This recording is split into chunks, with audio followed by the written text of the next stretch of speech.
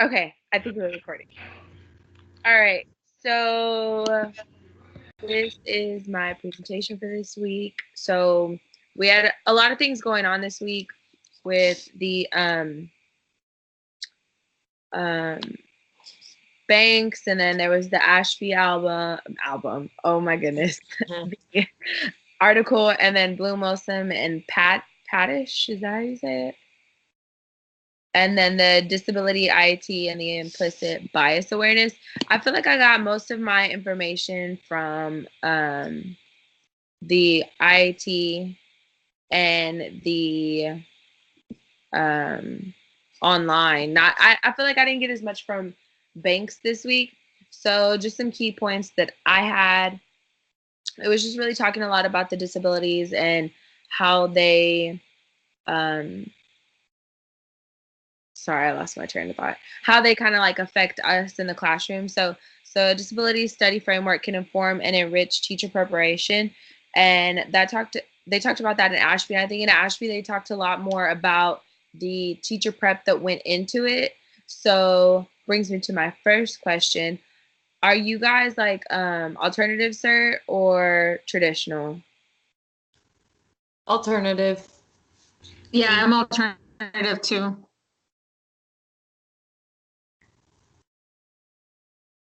Kathy, what about you? Same, I'm alternative as well. Oh, interesting. So, okay, I'm traditional, and I know, like in my particular at SFA, we had to take a lot of special ed classes, even if we were going for gen ed. So, um, as far as like alternative certification, how much prep did y'all have for like special ed students with that? Almost nothing, I would say. I mean, Yeah, for me, it was it's just like Blue said in class the other day. Sorry, Kathy. You're fine. Go ahead. I was just gonna say, like, I feel like almost nothing in the online program. Like, just like Blue was saying the other day, it was such a ridiculous process that you could like just get through all those modules in like a day, and that's just not enough information, you know. And I honestly want to say that the person that helped me the most to like get trained about how important all this stuff was probably my sister, who was already a teacher. So like she kind of told me like, oh, you need to pay attention to this. And she was, she was traditional. She actually went to school for education, but I didn't, you know. So like I feel like that really limited me a lot. And I feel like at first I really didn't understand like how much legal stuff is tied into it, you know, also. Oh yeah, the legality of it is insane. And we took, and I remember at one point I would always kind of like question, like I'm going for gen ed, not sped, so why am I taking all of these different sped classes? But now I'm so thankful for them because I couldn't imagine only getting like one module or, just a little bit of information about special ed students and then have to turn around and, accommodate those students. Because even now I struggle to fit all of their accommodations in whenever I have those gen ed students as well. So that brings me to like the next point of like, I feel like Ashby's the whole time I was like, yes, like everything that they were saying, it was just spot on for me. So, we're responsible for teaching all, regardless of disabilities. And I think personally, that's something that I struggle with some of my coworkers, and just some of them, like, it's just their, I guess, like philosophy of education, but I think it sucks. And they think that they're, since they are a gen ed teacher, that, you know, they kind of just view accommodating students with disabilities as a like another hoop that we have to jump through instead of something that just comes with the territory of being a teacher. And I feel like if it was their child, they wouldn't feel the same way about that.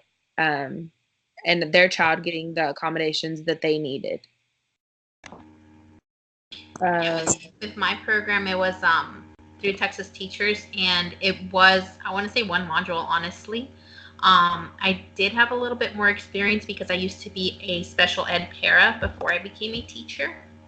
Um, but you're right with the whole perception of, you know, I teach gen ed, why do I need to do this? But and to be honest, I kind of went into that mindset at some point because I didn't have any sped kiddos. And then as I started getting kids in my classroom that were speech or were on the autism spectrum or anything like that, I'm like, oh, okay, wait a second, how do I do this? How do I do that? And now with my own child who he has epilepsy, we're going through this process of trying to get him in PPTD, IEPs and all this stuff. And I'm like, oh, okay, I really do need to get more knowledgeable about this, because you're right. Now as a parent, I'm like, I don't know that much, that, you know, I wish I knew more. I wish I had a little bit more preparation, and I don't.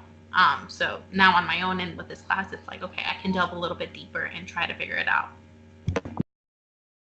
And I, like, sometimes I just want to tell my parents so bad, like, you have rights as a parent. Like, your child is not being serviced properly. And I feel a lot of times it's just swept under the rug. Like, we kind of talked about it last time, how people are they're so quick to put labels on them because of the funding and, you know, everything that comes with it. But then they don't want to give them the accommodations that they need to be successful in the classroom. So it frustrates me. And I have talked to like some parents that I know that their child is going through, you know, starting to get labeled or whatever. And I try to tell them, like, you know, I can't tell you, I'm not a special ed expert, and I can't tell you, you know, exactly what you need to do, but I will tell you that you have rights. And if you want to find a representative and you want to bring them with you, you have that right. If you want to ask them questions and talk to them all day, like, you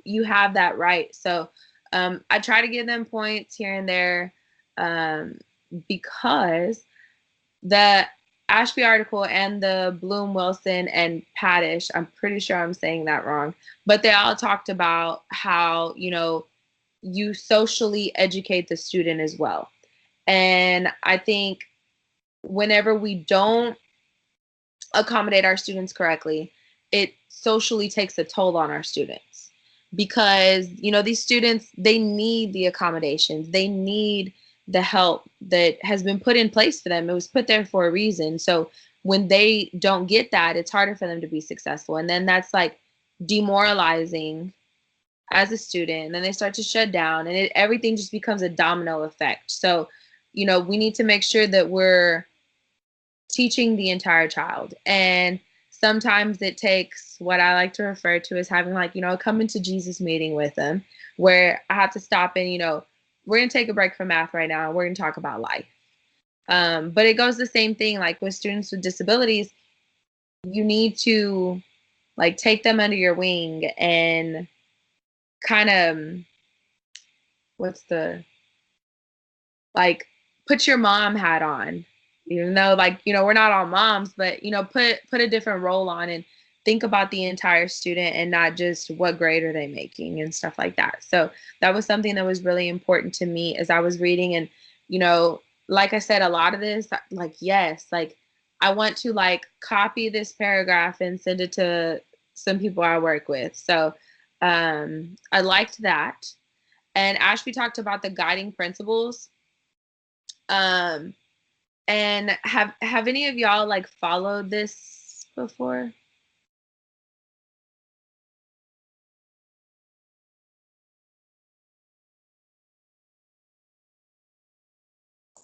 What do you mean followed this? Same question. Like, not necessarily like followed it, but thinking, like, as you're going through your planning and thinking of those students with disabilities, like, are these things that you think about when it comes to them? Like, kind of used it as like a checklist, I guess. Well, I have 2 classes that are fundamentals, so a lot of my planning revolves around making sure that, I mean, I don't know if I follow that almost exactly as a checklist, but when it comes to accommodations and modifications and making sure that my students are all being treated fairly, because I also have 2 classes that are SF, so I have what they call modified and non-modified students in both of those classes, and 2 fundamentals, and then my others are SciUp. I do everything I can to make sure that certain things are met so that they are taught, but I don't know that I've ever followed. If you're going by the guiding principles, I don't know that I've ever followed that. Like as a checklist, I feel like I should. But although I think I do cover a lot of it because I do want my students to learn. The most growth that our SPEDS program has seen in Rayburn, where I am now, is when I took over a lot of the fundamental classes. And most of it comes down to what you said before, which is teaching the whole child and making sure that they're being treated fairly in a classroom, that you believe in them, that they know that they can learn. And teaching fundamentals is stressful, although I do like it, and I kind of want to take a step back from it. But to be honest, I don't really trust anyone else with my babies. So every year I don't give it up because I hear the way people on my team talk about their regular ed students. And then the excuses they make for their SPED students, and their SPED students are the reason that their scores are low, and their SPED students are the ones that are holding everybody else back. And I don't want to give them up because then I don't know what's going to happen to them in the future. But I think I hit a lot of them, though. I think the multiculturalism is where I probably fail the most. But it's all very new to me this year. So, sorry, that was a lot. No, you're fine. I was off on Monday, so I did all of this on Monday. I did all my reading, and as I went through this, I thoroughly enjoyed this article, and I've struggled in the past. I've had really bad co-teachers. I have 3 sections of co-teach, and I have my normal co-teacher for 2 of them, and I got a new co-teacher this year that actually went through the same program with me at SFA. So we already knew each other. Our teaching styles are more the same, and my kids in that class that I have her in do so much better. And I think that part of it is that she helps me learn and be more comfortable implementing different accommodations for my special ed students while still pushing and challenging my gen ed students. Because that's what I've always struggled with. The thought of how do I slow things down or, modify things to fit the needs of, this population, but how do I still stay on pace with my, my pacing calendar and still challenge those that need the extra challenge. So when I read this, I kind of just thought about it in my mind, oh, I can use this as a checklist to guide me through how to do all of these things that I need to do in my co-teach classes. And I think being a teacher in a co-teach setting has made me a better, general, just teacher in general. So, just thinking about having inclusion and being in the gen ed class and their least restrictive environment and equity for all.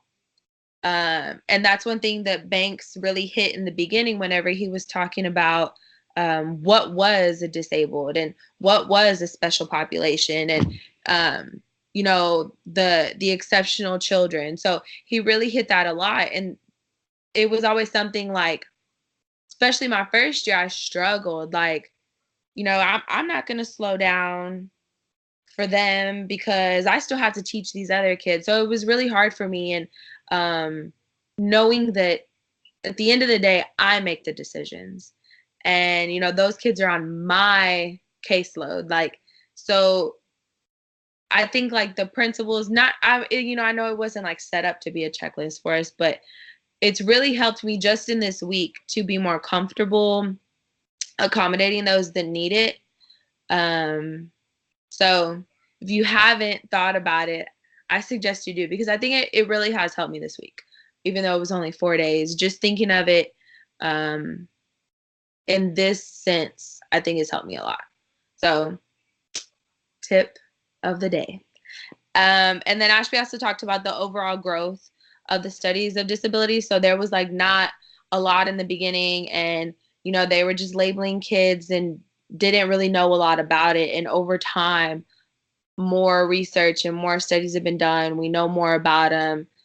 Pretty typical with anything, you know, over time we're going to learn more as long as the effort is put in. I feel really awkward. Yeah, I feel like I'm talking to myself.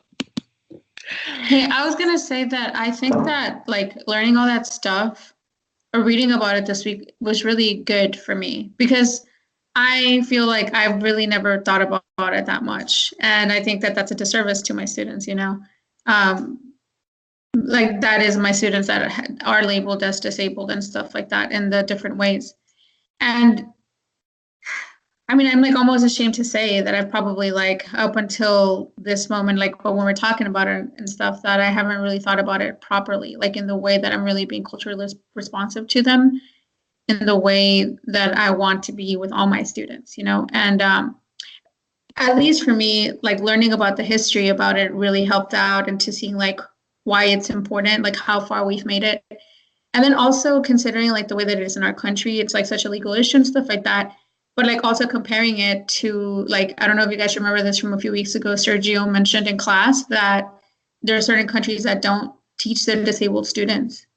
And like, that's insane to me, like, which is also something I don't consider very much, but like, so it's cool, yes, that like, you know, we actually educate our disabled students, but it's like, I don't know, but then, you know, we need to go so much further for it to like really be equitable for them.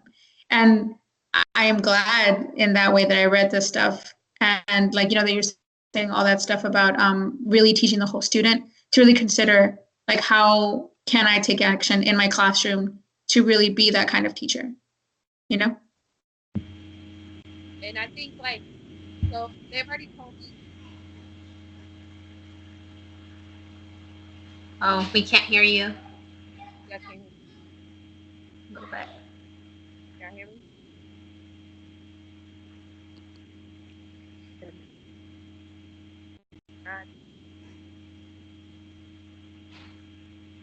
Can y'all hear me?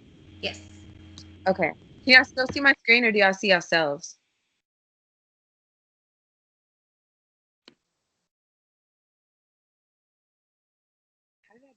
Can y'all hear me? No? Yeah, but you sound like really far away. Oh my God. Let me move. Maybe it's because I'm being lazy and it's on the bed.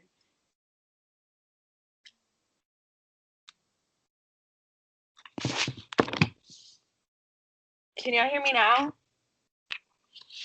Like, good? Okay. I don't even remember what I was saying now. Oh, so I don't know why, like, I felt, okay, so next year, I'm doing the 6 sections of co-teach. And I'm gonna have this other co-teacher that we worked good together. So I'm excited about that, but it was kind of like a weight on my shoulders. And I feel bad that I felt like that. Because I don't want to think of it like that. Like, you know, they're just students and they're all there to learn. So I felt bad that I felt like that. And that's why I think that this week's readings like impacted me so much because it made me like more comfortable and more at ease about things because I know I've failed my students. Like I have students in the past that I have not properly serviced the way that they should have been and that falls on me. And it's not that I didn't want to or I didn't try. I think it's more so that I didn't know. So I just think I feel more comfortable um, with teaching students with disabilities now. I think also there's a lack of staff development. Reading Banks, especially, honestly, it made me a little bit upset because with my son being epileptic and us going through this whole process, right now, thank God he is seizure free. He's been seizure free. Tomorrow will be 4 months, but he's had seizures since he was 3 years old. Maybe before then, we're not sure. But because he's been seizure free, they're telling us, oh, well, we can't really give him any services or anything like that. And in my mind, I'm like, wait a second. What if he does have seizures again? And what if he does begin to go through that process? Then he's affected academically. And then at that point, would you give him services? So why not give him services now, you know, and it doesn't have to be super extreme, but he, you know, he's epileptic. He needs something. Yeah. So honestly, reading this, I was like, nope, I'm gonna go back and talk to my diag. There's no way. And then the other thing that really stuck out to me was, and I don't remember what page it was on, but at some point they talked about, you know, how disabilities are viewed culturally and how they're socially constructed. And just going back to, I had a degree in anthropology, or I have a degree in anthropology, and one of my anthropology classes, we looked at how certain diseases or certain disabilities are looked at in different cultures, and epilepsy is one of them. In Mexico, that's actually something, in other countries, but that's something that is viewed positively, whereas in the United States it's viewed negatively. And then I started thinking, well, what about ADHD, and what about all of these other disabilities that have such a negative stigma? And, you know, anyways, it got me a little bit upset, because I'm like, okay, I think we need to have more self-development to make teachers more aware, or to reflect more as educators, because like me having alternative certification, I really didn't have that much exposure to this knowledge prior to this class. I had some here and there, or if I looked it up on my own, but, you know, besides that's all I got. Yeah. No, I mean, and I still feel like that, even though I was, you know, traditional, I still feel like it took this, really, like, you know, because I talk about it a lot. Like, my attitude towards professional development isn't the best, just because I haven't had the best experience with them. So I'd never like reach out and try to find professional developments until I started this program. And, you know, my attitude towards them, it had to change. And, you know, it's changed for the better. And, you know, the advice I've gotten as far as PDs go through this program, like, it's been great. And is every PD I'm going to go to going to be beneficial? No, but there's one thing that I can take from it. So definitely, like, I think it takes a lot of work on the teacher's end and the parents' end and everything else to educate themselves, so that we can all work together and service the students correctly. It really is a team effort. Kind of switching gears, did y'all take the implicit bias awareness? How did y'all feel about it? Mine wasn't too bad. Mine was, I even wrote it down, moderate, abled over disabled is what I got. So I was like right there teetering, basically. So I took a few of them, and some of them, like, you know, I was like, oh yeah. Mine was the same. I was moderate, but I took like the one that was about fat people and skinny people. Like, literally, I took it, and even my boyfriend was like, why does your face look like that? Because my results came up, and I was like, oh, this is wrong. Because it was just about like how fast my reactions were, and it said that I favored skinny people, and I'm like, I'm fat. I like fat people. So, like, how they're about in class, it makes you like frustrated, because you're like, that's not me. But that's so funny. That it told me that I favored skinny people. So the I feel like that's just the culture we live in, though, right? I feel like we're just products of our culture. Yeah, and I'm like, how are y'all gonna tell me that I favor skinny people just because my reaction time was faster? Like, I don't know if y'all did that one, but it was like, you know, you had to press one button for fat people, and then another one came up, and then if it was a positive word, you press another button, and they kept changing, so I would forget which one was which. Like, I was really upset. I didn't take that one, but I had a crying baby, and I'm like, which letter? So. Yeah, I was really upset, like, really upset.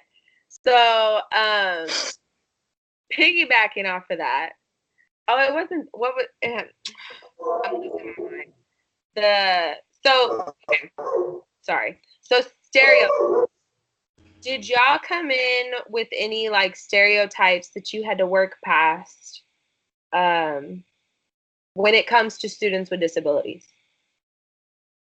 because obviously, like, we have stereotypes, Yeah. whether we want to admit that we do or not. So, like, do you think that that plays a role in, like, your teaching? Or even if it doesn't anymore, like, you know, it's something that you worked through, but, like, that it did? I think teacher perception is something that we don't really reflect on too much. I'm thinking back to, I think maybe the first or second week where we talked about um, just our perceptions of different races or different genders or anything like that. And you're going to have some biases. So I think to me, the question is, how do we get past that? You know, but yeah, I mean, I know for sure I had certain biases, and again, they may not have been bad or good or whatever, but someone's message came up. But I don't like, know. but I think for me it was more, I don't know, taking this class has made me definitely more cognizant, I guess, of just how many biases I do have and how I want to make sure that I'm not portraying that to my students. Yeah, I ran in. I don't know if I went in with. I feel like I went in with not a lot of knowledge either way. But I think what swayed me the most when I first started teaching was everybody else's opinion about the special ed, about students with disabilities. So there were so many teachers that just had nothing negative or had nothing positive to say. So you'd have to dumb down the class. You have to do all these things. I personally, I didn't have a lot of experience with, well, a couple family members. Like our cousin lived with us for a while, and he was in the special ed program, and so he was family. I didn't really see him any differently, you know. Like we knew that he had limitations, but I think the biggest thing I had to get over was like that, like the teacher lounge talk, and actually like getting them to see that they can learn and that they're not just, you know, like I feel like some actually just ignored them in the classroom, and that's kind of was the way they handled it. Give them their grade because they show up every day, and then don't worry about it. But personally, I didn't really think much about it going in because, in all honesty, I didn't really have a lot of experience with it. Where I went to school, we didn't have two teachers in a classroom. This limited special education program that we had, my cousin was in it. They went to their own class. I didn't really know much about it. But maybe that was a disservice by the school I went to, that I didn't even know that that kind of stuff was really as big as it is. Yeah, and I think like the whole idea of like teachers lounge talk, like it can rub off on you and it can affect you. And I'm at the point, like, I mean, I work at a big school. We have like at least 50, 60 teachers. We have 1,400 kids. So, I mean, it's a big school. And I purposefully do not go in the teacher's lounge. Like, I go warm up my food in the front office because I don't want to listen to it. Like, especially like lunch and, you know, my time off, that's my time. And that's time that I don't have to listen to your negativity, and I don't want your negativity to rub off on me because I don't want my mind to be swayed, even though I like to think of myself as, you know, a strong individual and, you know, strong willed and all that. It's still going to affect you in some way. And I don't want their negative attitude and their beliefs about, you know, whoever and what kid, you know, messed up today. I don't want that to affect my perception. So I purposefully choose to stay away from it. And I think that it does go into stereotypes and the attitude of my school, like they're lazy and they don't want to put in the work to service students with disabilities. So that's what they say, like, oh, put little Johnny in resource. And no, like, stop being freaking lazy and do what you need to do to teach little Johnny the way the little Johnny needs to be taught. You wouldn't be saying that to him if he was a GT student. You would want him in your class because he's going to do good for your scores. But since little Johnny has a learning disability that's going to, what you think, negatively affect your scores, then what? And I think the stereotype of students with disabilities aren't going to pass the test, I think that that's like terrible. That's terrible. Because just because a student is disabled in any form or fashion doesn't mean that they can't pass. I even so there's like an investigation going on in my school because the resource teacher on the district test, she had like 96% masters, which means they missed one question. So obviously, like, huge red flag for invalid data. But they even like questioned me because my sped population, just their passing rate was not even like their masters, their passing rate, like they barely passed, but they passed. And it was like a 90, like 90% of my sped population. And they questioned me about it. And they would never, I even told them, if this was 90% of my GT population, you wouldn't be questioning me. But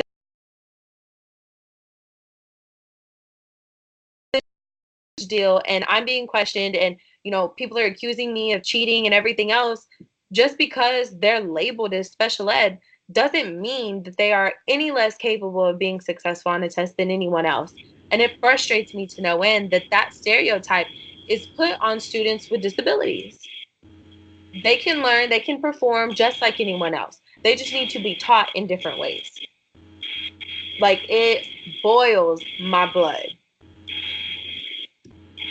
So that's a clear way that stereotypes are evident when it comes to those with disabilities.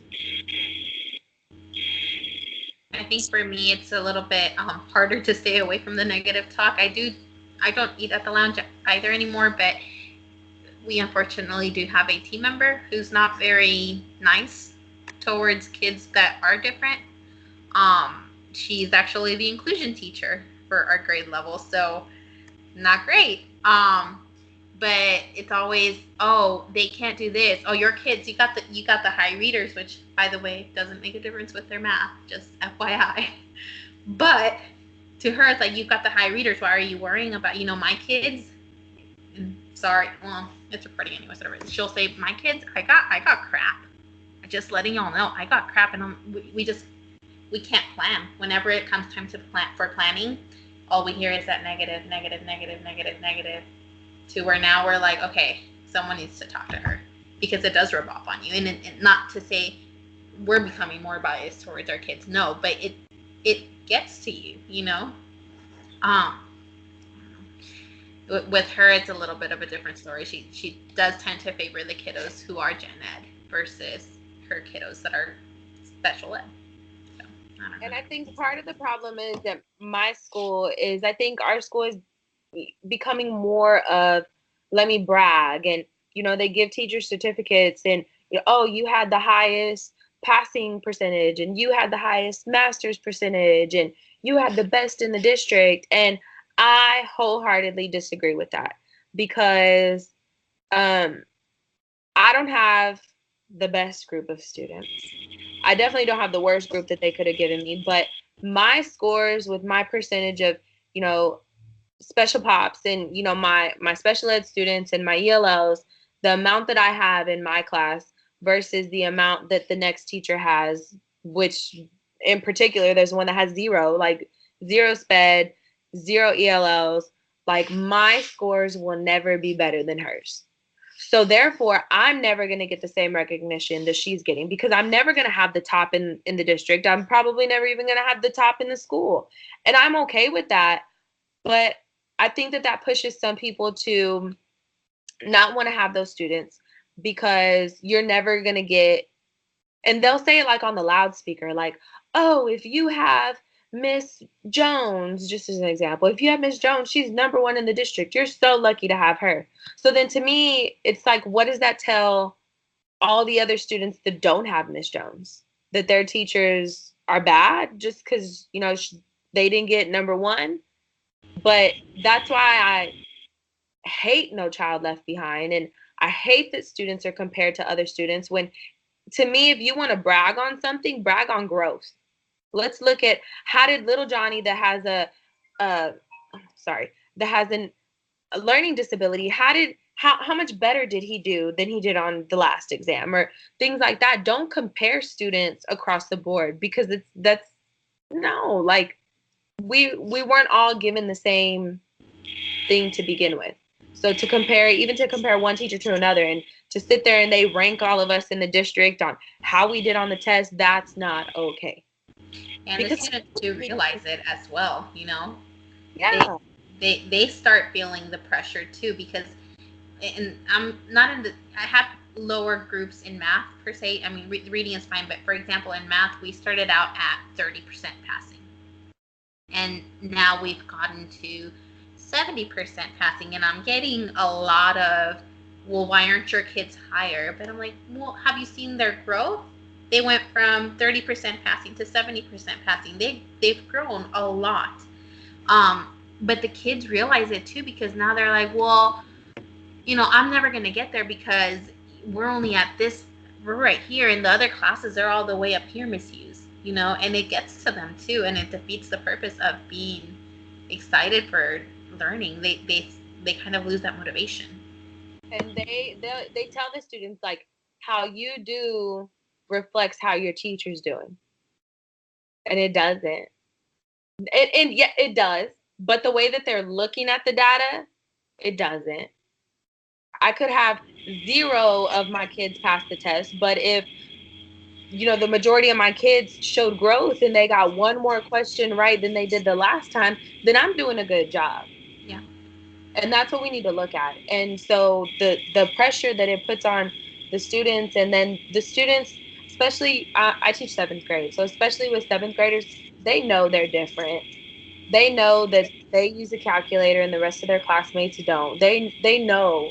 And I have students that will refuse to get the calculator because they don't want to be different. So that's another struggle that I have to go through with them. Like, you have to use it. Like, it's not even about you're any less than any other student in here. We just all learn differently, and you need this tool to help you to be successful and to help you learn. So it hurts my heart, like, that these 12, 13-year-olds feel like that. So it's hard. Have y'all gone through any struggles, like, that the students have voiced about their accommodations that they have? Leaving for small group.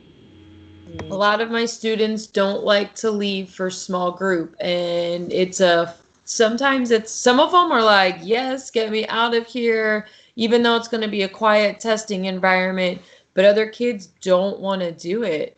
The calculator thing, I think they get over after a while, because when they hit high school, they're like, thank God I get a calculator. But it's the small group is the one that gets them the most, when they have to,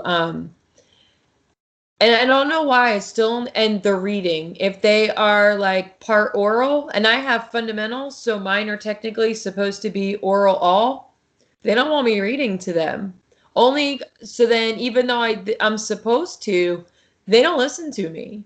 So then I end up just telling them we're going to go part oral, or I'll read it and I know they're not with me. Like, I don't know what to do, even though they're all fundamental. They all know their situation. They all know they get the same exact modifications well, not exact, but pretty close. They still don't want it. I have a few who will call me over and ask me to read something, but it's rare. And that's usually where they give the most pushback, and they're the two that are the most important. Having it read so you know you understand it, and a small, quiet testing environment. My biggest issue right now is until 2 weeks ago, I didn't have support in one of my classes. Like, the entire school year, I had a sub showing up one of the 3 days a week, and that was it. And the few people they did send me, one dude fell asleep 2 days in a week.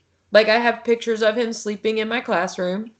Another walked in while my supervisor was there. I don't know if I don't think you guys watched my video, where she like basically walked in and was like, okay, so I'm here for so-and-so, and tell me who it is that I'm supposed to help. I'm like, everyone. Your job is to help everyone. But I need their paperwork. No, right now I'm in the middle of teaching. You don't need anything. And now I actually have a para who is amazing. He used to work in a juvenile detention center, or I forget wherever it was, but he's great with the kids. He's from Pasadena. He knows the area. He actually graduated from Rayburn.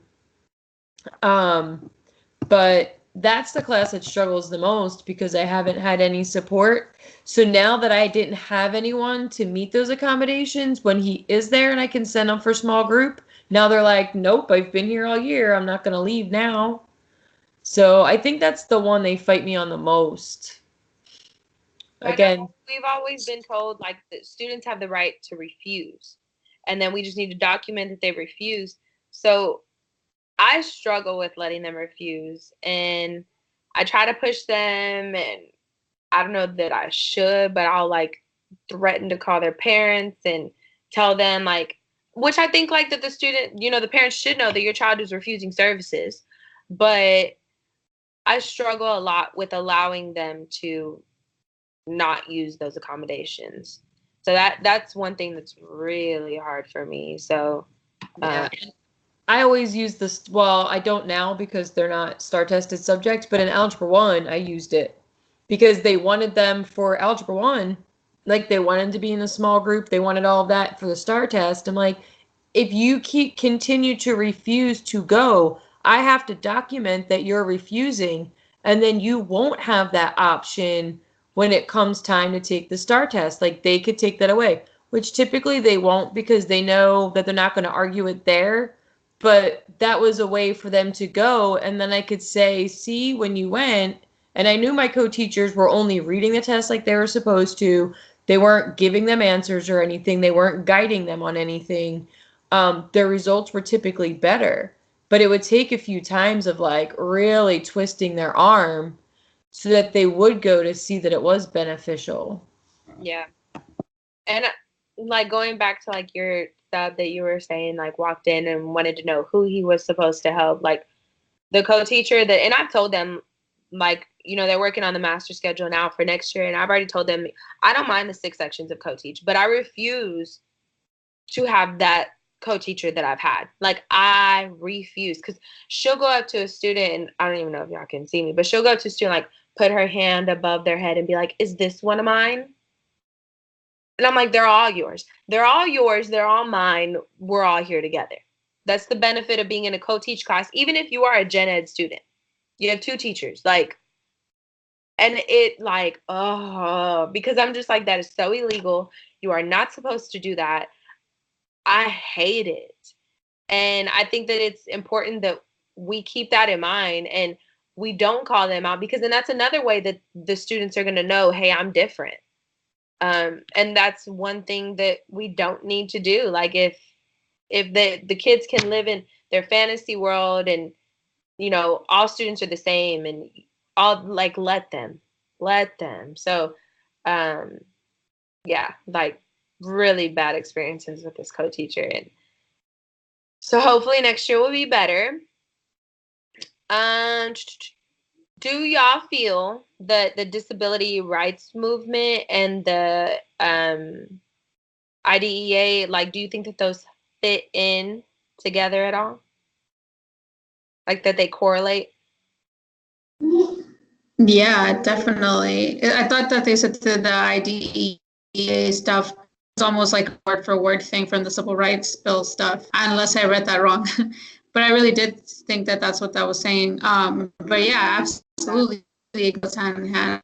I think basically what they're trying to say through doing that is that education is a civil right for anyone, abled or disabled.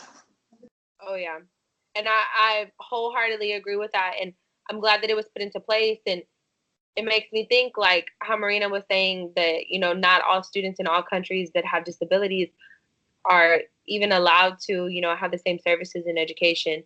So if other countries adopted this, like, it would just be so much more beneficial to them. And even though I think that the public school system fails students with disabilities a lot, like, as many of you know, I had a very bad like day last Thursday when we went to Dr. Shield's class, sorry. And I went home and like I told my boyfriend, like, if we have, like, I was just on a roll with everything. And I was like, if God forbid, like, we have a child that has a learning disability, they're not going to public school. And he's like, you're tripping.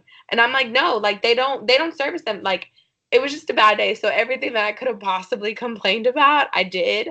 And it was just the next thing on my list to start complaining about, because again, I just don't feel like that they're serviced. And even though we do have the IDEA, everything is so like we got audited like for our IEPs and stuff, and then they put on this show and they had district personnel come over and make sure that all of our folders were right and all of our 504 folders were right and everything. And it shouldn't be just when you know you're getting audited, it should be all the time. Like they talked to the teachers that had particular students that they were going to look at and made sure that we were doing their accommodations and like, and I told them I do them and I do them every day, and they can come watch me all they want, and I'm going to show them what I do every single day. Like they wanted us to implement this and implement that, and I was like, I'm going to do what I do. I'm not going to change anything. I'm not going to put on a show for them. I'm going to show them what's done every single day for this student, because I feel in my heart what I'm doing is right, and what I'm doing follows the accommodations that were put in place for this student. So, yeah, I just have very mixed feelings about the public school system when it comes to students with disabilities, because I don't feel like things are followed correctly, and I feel like a lot of shortcuts are taken when it comes to our special pops. But if you unless it's a specialized school, most private schools aren't even required to acknowledge IDEA or any other type. Like they don't have to do anything with an IEP. I know, well, at least back home, that all of our private schools did very little when it came to IEPs. Even the charter schools, while they were public and they're required to follow them, because my son, he's ADHD, if they thought that they were going to be a child with disabilities and they were going to need extra services of any kind, they would do everything in their power to like push them out and send them back to public school. So then you hit a point where, unless it's a specialized school, where do kids with special needs go? Like with learning disabilities, where do they go? And I'll admit, like, this was just a rant that I was having, and I was feeling some kind of way. I'm not educated when it comes to what charter schools and public schools do for students. I do know there's a school by close to my area, and we've gotten a lot of special ed students. It's called the Rhodes School. I don't know if any of y'all are familiar with it, but it claims to be this school that is, catered to special ed students. And from my understanding, they were actually like shut down because everything that they were claiming to do, they weren't doing it. So in the course, or in the span of a couple weeks, we got quite a bit of new students because they lived in our district, and every single one of them were special ed, which I mean is fine. But then it makes me think, like, so these schools that are claiming to do X, Y, and Z, they're not even doing that. So what school really is, if a parent did want to send them to a specialized school to, give their child whatever in their heart they felt that needed to be done for their child, then what is there? Because even if a school that claims to do it isn't doing it, then who is doing it? And so, I mean, I talk a lot of crap and say, oh, they're not going to public school, but they probably will. I was just, but your feelings about that aren't wrong, because you see your colleagues every day. So having that feeling of not wanting them to experience what you witness every day is a legitimate feeling. The problem is there are very few people out there like us who fight for those kids. That's why there was one year I taught by entire day fundamental classes. I literally I had algebra 1 and algebraic reasoning and geometry. I had all the fundamental classes except for like 3 in the math department, because I didn't trust anybody else with my babies. So I was like, I'll teach them all. I don't care. And then they were like, nope, that's too stressful. Did all the sections of co-teach because I know that I'm going to care for them, and I know what I can do. And hearing the way that the other teachers talk, like, it really bothers me. Like, it really bothers me. So it's just something that I'm very passionate about. And, I'm not a special education teacher, but I can educate a special education population within my general education setting. And, you know, maybe that's my calling and maybe that's what I'm meant to be, because I'm very passionate about it. And it really grinds my gears when I hear those negative comments. And like, I always think like I would die if my child had you as a teacher. Like, because even though it's your attitude about a special education student, how do you feel about a general education student that doesn't perform well on a particular assignment? Are you going to go talk about them too? So it's just like it says, the bias is an equal opportunity, and it doesn't just play with special education students, it plays to all students. I think all of this, the rest of this pretty much goes to like together, like social justice and, you know, equality versus equity. And every time I always think about the picture that Dr. Shields showed. And I know we've all seen it a million times, and we could probably redraw it if we had to, with like the boxes for the students to see or the children to see. Like it's very powerful. It's such a simple picture, but it's very powerful. And I really liked how Banks took a lot of time in the beginning of the chapter.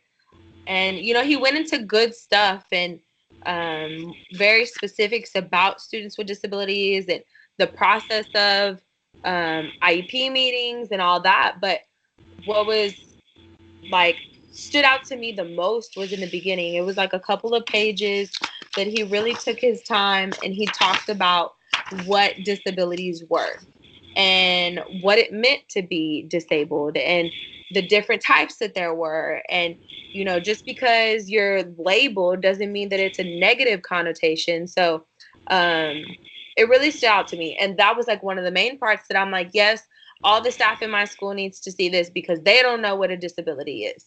So that was important to me. And I actually put it in like one of my key lines. So the performance of exceptional children differs from the norm, either above or below, to such an extent that individualized programs of special education are necessary to meet their diverse needs. And it makes me think about myself whenever I was in school, and I took like the GT test when I was in elementary school, and I was labeled. So then I'm like, so I was considered, you know, to have a label too. Like, I think we think of a student with a label and it's negative. It's that, you know, they have a disability, or, you know, they're LD, or, you know, they have a BIP, or whatever the case is. But just because you have a label, it doesn't mean that it's a negative thing. And even if it is a negative thing, it doesn't have to be a negative thing. I think if the right teachers and the right role models are put in the student's life, it can have a big impact. So these are just some important lines, and kind of rusty because, like I said, I did this on Monday. So trying to remember everything, a little rusty. So from Ashby, one that stood out to me, and I just picked one from each one because I felt like there was kind of a lot. JK, I picked a lot from Ashby. Can tell that was my favorite. So your experiences are part of who you are and how you make sense of the world, which we talked about yesterday with Dr. Ramsey. Like, you always fall back on how you were taught. And I think that's your experiences. So sometimes we didn't have the best experiences. So we have to work past that so we don't, you know, do the same to our students and have that same effect. If you didn't have a good experience, you know, you should want, it's like being a parent. Like, your parents are always going to want better for you. And I feel like as a teacher, we should always want better for our students as well. The value was in promoting both excellence and equity in schooling. And this was important to me, being the general education in a co-teach setting. Like I said, teaching to all students and not speeding up because I had, you know, advanced students in the class, or slowing down because I had students with learning disabilities. So balance was good in schooling. Society, in agreeing to assign medical meanings to disability, sorry, I cannot read. So to keep the issue within the, y'all, I definitely butchered this. I can't hear you, Cotlin. Did you say something? I'm pretty sure I said preview. of the medical establishment to keep it a personal matter and treat the condition and the person with the condition rather than treating the social process and policies that construct people's life. So I took this as we needed to tackle the problem with the student, not those around the student. Did anybody interpret that differently? So I think that you wrote that right, because purview means like it's part of like the medical prerogative versus like a teacher's prerogative. You know what I mean? Ah, you're so smart. I felt real bad. No, you totally wrote that right. But like I think so this was kind of like a new idea to me. I don't know why. But yeah, like I think that I totally read that in the way that like there's something inherently wrong with the students, or like that's what they're trying to say or something, but versus there's something wrong with the way that the students are treated, you know? That's how I read that, at least. Yeah, no, same. So that was very meaningful and powerful to me. And then the last one that I picked was when disability is viewed through a lens of social construction as opposed to the traditional medical model. Context is considered, and teachers are empowered to alter the context and environment, as they see fit. And this was from Ashby, but they quoted it in the Bloom article. So just further hint that he spoke to my soul. So it was just important to me. Like it's not we need to look at it and teach the whole student and fix the whole social aspect of a student with a disability. So implications, just some things that I said I could do was focus more on differentiated instruction, pull outs, and really utilize my co-teacher, even the one that whatever, but utilize my co-teacher to do those pull outs and use small groups. I've done like stations before, and I've always had like a station that's with me, and being able to sit and teach 4 or 5 students at a time versus teaching 25, 30 students at a time, I think it makes a big difference and has a bigger impact on them. And in my capstone project, I'm doing student choice. So if I implement that more, I feel like I can reach out to the more diverse learner and hit my higher achieving and my special ed population better. And one thing that I've been doing lately is partner teaching. And I, like when I was in school, it was always like, oh, you go finish, go teach someone else. And I don't ever want to think of it as like I'm using my students to teach, but I think, and I've grown to appreciate it more as an adult and a coach and a teacher. And if you can teach someone how to do something, then you really know it. So, excuse me, that's kind of how I try to explain it to them too. Like, it's not a punishment. I'm not making you work, but you know it. And if you can teach someone else how to do it, and if you can be of assistance to someone else, not only will it help that student that is in need of help, but it's going to help you, because if you can teach someone, you definitely know the material. If I you think behind that, go ahead. Sorry. real quick, if you do any type of pull-out, which I'm assuming that you'll do it this way, but make sure it's not just special ed students that are being pulled out. Because I know somebody who did that, and like the teacher knew it was wrong, but the special ed teacher, kind of a situation that you're in, like they only wanted to service their students, and then it ended up being like this really big issue. And so even if it's only, just in general, just struggling students, then that works. But just as a like CYA, make sure that it's, even if at that moment for that lesson only 3 or 4 special ed kids need it, make sure there's at least 1 regular ed kid in there to make sure that you're covered. Yeah, the way that we usually do them with my good co-teacher, it just tends to work better with her, because she does have the desire to help all students. So the way that we usually do it is we do groups of 4. So we always do 2 and 2. And then we do, our class is almost 50-50, which is illegal. But so we end up having slightly more gen ed than sped. So then we typically have a group of like lower gen ed students together so we can service those. But yeah, that's all my classes are almost 50-50. And I've talked to them and I've told them like what y'all are doing is illegal.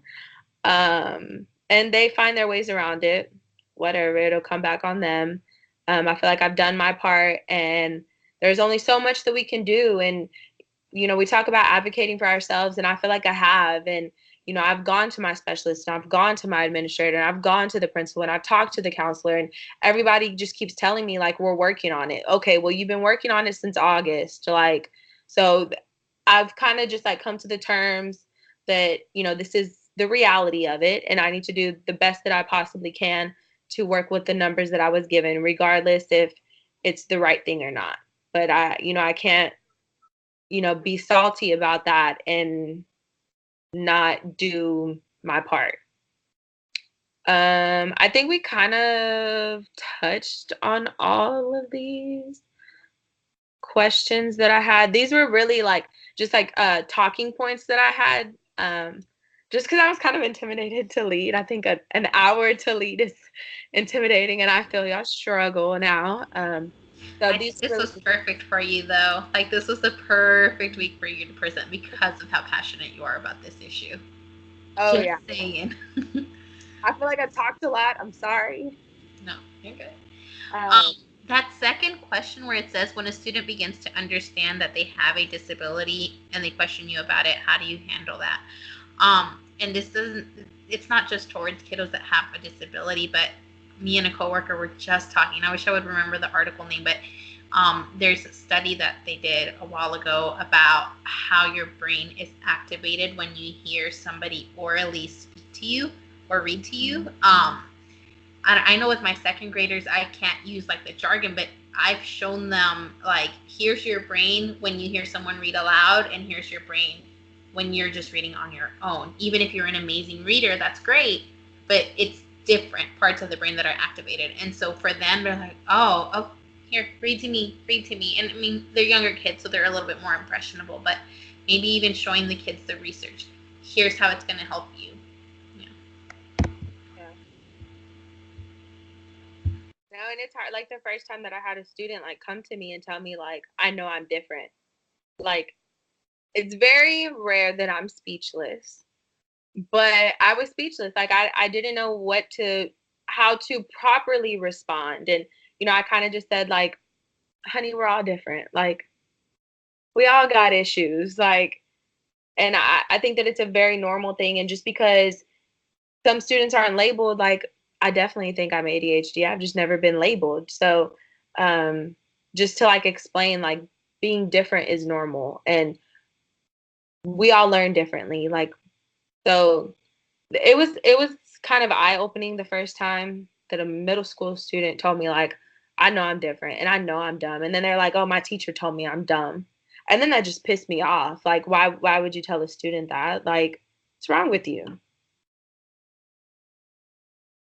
So I think that the issues with disabilities and special education and inclusion and all that have come a long way, but I think we still got a long way to go. And I think one way to help is to make sure that pre-service teachers, whether you're alternative certified or traditional, that you're getting stuff like this to help you understand more, and you're like not just reading it, but exploring it and thinking about it. And I feel like it's hard because I feel like even though I took classes like this going traditional, it still didn't mean as much to me until I was in the position that I am in now. But I mean, we got to do better, and it starts with pre-service teachers. And once pre-service teachers, more pre-service or newer teachers come in that are getting this knowledge and are getting this content, and they're being coached by people like us and I hate to say it, but like the older teachers that are stuck in their ways and don't want to change, they like filter themselves out, then I think a change will come. And as much as we want to sit here and say that, we're going to change these teachers and, XYZ, like, although that might be the goal and that might be what we want to do, some teachers just are never going to change. And I think that's just the harsh reality of it. So yeah, we're past our time. Sorry. Did anybody else have anything to add before I stop the recording? We're good. I think I was just going to say that I think it's really good that we get to reflect about this. And I think that people need to reflect about this in general. I mean, I know that's what we've been saying for the past hour, but like, yeah, I think that like teachers that are in service currently really need to be thinking about this and the way that they're getting to think about this for this class, really for there to be a difference, I think. But I mean, yeah, hopefully we can make that happen. And it's going to take people like us to stand up and like demand the change. And not just with this issue, but other issues that we've talked about. And, I know there's only a handful of us in this class and, in the program or whatever, but we're going to have to band together and be a united front. All right. Is everybody fine with me stopping it?